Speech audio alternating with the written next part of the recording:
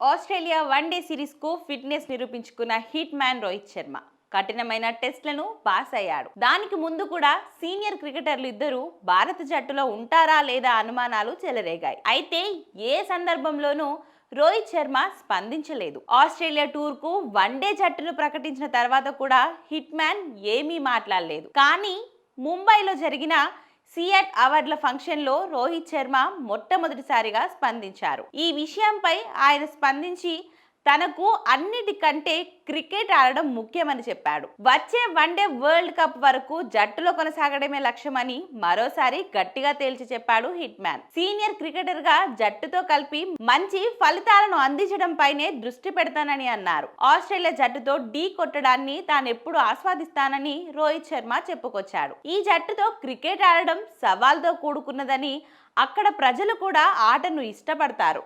Team India ఆస్ట్రేలియాలో match జరుగుతుందంటే అది వేరే లెవెల్ ఉంటుందని, కాబట్టి తమ జట్టు ఏం చేయాలో, తాను ఎలా ఆడాలో ప్రణాళికలు వేసుకుంటానని రోహిత్ శర్మ చెప్పాడు. ఇక క్యాప్టెన్సీ అనేది తనకు అంత ఇంపార్టెంట్ కాదని ఇండైరెక్ట్ గా తేల్చి చెప్పేశాడు రోహిత్ శర్మ. ఇక టెస్ట్, టీ20లకు గుడ్ బై చెప్పిన వన్డేలో కొనసాగి తదుపరి వరల్డ్ కప్లను కొట్టడమే లక్ష్యమని మరోసారి చాలా బలంగా తేల్చి చెప్పాడు హిట్ మ్యాన్. ఇక మరోవైపు రోహిత్ శర్మను క్యాప్టెన్సీ నుంచి తొలగించడం పైన బీసీసీఐ కూడా క్లారిటీ ఇచ్చింది. అన్ని ఫార్మాట్లలోనూ ఒక్కడే కెప్టెన్ ఉండాలన్న ఉద్దేశంతోనే శుభ్మన్ గిల్ ను కెప్టెన్ గా ఉంచామని చీఫ్ సెలెక్టర్ అజిత్ అగర్కర్ అన్నారు. దాంతో పాటు 2027 వరల్డ్ కప్ ను దృష్టిలో ఉంచుకొని కూడా తాము గిల్ కు అవకాశం ఇచ్చామని చెప్పారు. ఇప్పటి నుంచి అతను క్యాప్టెన్సీ చేస్తే అప్పటికి అనుభవం వస్తుందని చెప్పారు. ఇక వరల్డ్ కప్ ఆడడానికి 2 ఏళ్లు ఉన్నట్లు కనిపిస్తున్న మధ్యలో భారత జట్టు వన్డేలు ఆడేది